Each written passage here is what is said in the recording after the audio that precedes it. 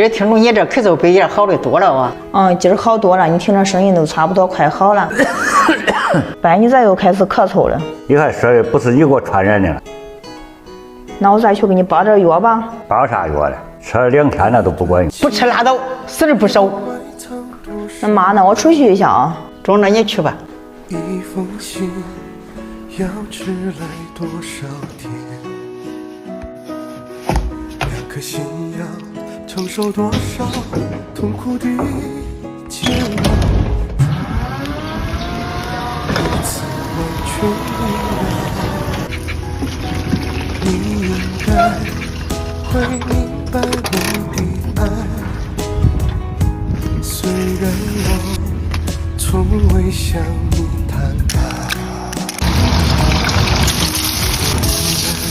我对你深切的关怀，为什么你还不能明白？不愿放弃你的爱，这是我长久的期待。不愿保留你的爱，那是对他无言的伤害。伤痛的心片空白，如何面对那迟来的爱？我知道一切都太迟了，明天你就要带着他走进结婚礼堂，牵着他走进我最深的祝福。